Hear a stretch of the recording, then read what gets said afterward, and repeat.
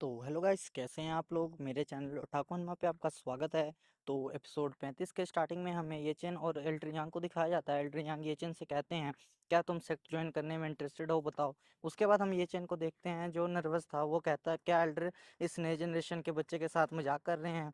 मैं तो बस एक ही कंडेंसेशन स्टेज का लड़का हूँ, मेरी इतनी औकात नहीं मैं एल्डर की अटेंशन पा सकूँ। उसके बाद एल्डर यांग ये चेन से कहते हैं, कल्टिवेशन की कोई प्रॉब्लम नहीं है, हमारी हेवन प्रोफाउंड सेक्ट को ट्रू टैलेंट की हमेशा तलाश होती है। ये सच है कि हम तुम्हारी ट्रू फायर में इंटरेस्टेड हैं, लेकिन सबसे ज़रूरी बात यह है कि हमें तुम्हारी पोटेंशियल में और भी ज़्यादा इंटरेस्ट है। उसके बाद ये चैन एल्डर से कहता है, सीनियर अगर मैं हेवन प्रोफाउंड सेक्टर ज्वाइन कर लेता हूँ तो क्या इसका मतलब होगा कि मैं ग्रेट चू डायनेस्टी से पूरी तरह अलग हो जाऊंगा और फ्यूचर में उनके मामलों में दखल नहीं दे पाऊंगा। उसके बाद एल्डर यांग ये चैन से मुस्कुराते हुए कहते हैं, हेवन प्रोफाउंड सेक्टर के लोग ग्रेट चू के बड़े फोर्सेस के झगड़े में शामिल नहीं हो सकते हैं।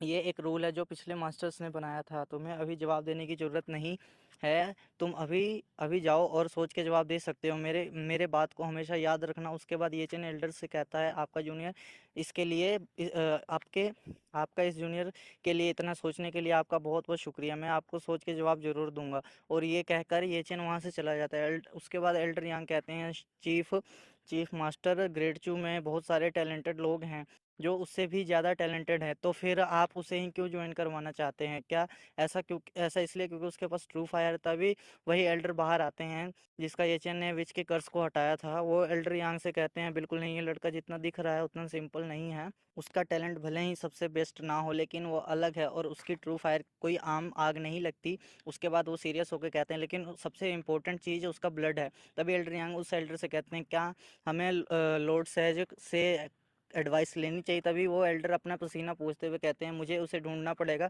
वो कितनी लापरवाह है। वो हेवन प्रोफाउंड सेक्ट मेरे हवाले छोड़ के भाग गई, पता नहीं वो अभी कहाँ घूम रही होगी पागलों की तरह। उसके बाद हमें ये चेन को दिखाया जाता है, वो कहीं जा रहा होता है, तभी उसे कुछ महसूस होता है। हम देखते हैं कि निंग शुआंग और उसका साथी ये चेन के पीछा कर रहे होते हैं।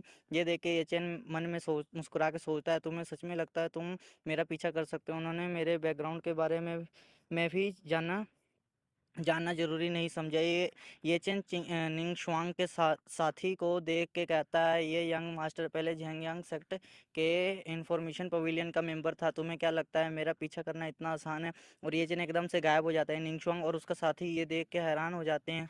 वो कहते हैं, ये ठीक नहीं हुआ, वो कहाँ गया। वो लड़का कहता है, ये लड़का बिल्कुल सिंपल नहीं है। निंग शुआंग कहती है, हो सकता है इसका कल्टीवेशन हमसे भी ज़्यादा हो, लेकिन एक और पॉसिबिलिटी भी है, हो सकता है ये किसी इंटेलिजेंस जासूसी कैटेगरी का मेंबर हो, जिनके इरादों को आम लोग समझ ही नहीं पाते। उसके बाद हमें होटल का सीन दिखाया जाता है। येचन बैठा सोच रहा होता है, 5 लाख स्पिरिट स्टोन्स को खर्चने का गम तो है, लेकिन हुआ को इससे फ़ायदा है तो मुझे चलेगा। उसके बाद हम वो स्क्रोल खोल के कहता है, ये 5 लाख स्पिरिट स्टोन्स बेकार नहीं गए। उसके बाद कहानी बताने वाला हमें बताता है कि स्टाफ भी स्पेयर जैसा ही है और दोनों ही उनमें से हैं जो सबसे मुश्किल स्पिरिचुअल वेपन्स में से माने जाते हैं।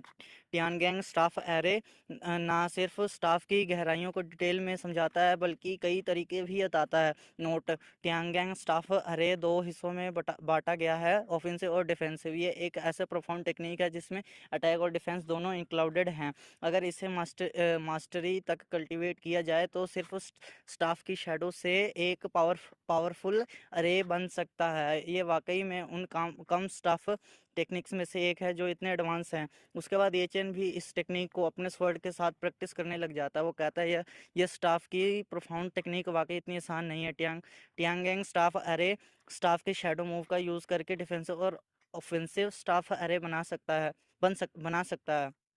सोच रहा हूँ, क्या ये टेक्निक स्वर्ड्स पर भी लागू हो सकती है, जैसे स्वर्ड के शैडो मूव से ऑफेंसिव और डिफेंसिव स्वर्ड एरे बनाया जा सके। ये चेन प्रैक्टिस करते हुए सोचता है, इस दुनिया में जितने भी वेपन्स हैं सबकी अपनी अपनी खूबी होती है, लेकिन अंत में सबका मकसद एक ही होता है। भले ही वो स्पेयर हो, स्वर्ड हो, हेल्बर्ड, स्टाफ, मैस, एक्स या बो, इन सब में कुछ ना कुछ सिमिलरिटी होती है। जब हमारे एंसेस्टर्स टियांगैंग स्टाफ अरे को समझ सकते हैं, तो मैं भी टियानगैंग स्वॉर्ड अरे को समझ के रहूंगा। ये चंद स्वॉर्ड को देखते हुए सोचता है, समय की कोई दिक्कत नहीं है, जो जरूरी है वो है समझने की कम क्षमता।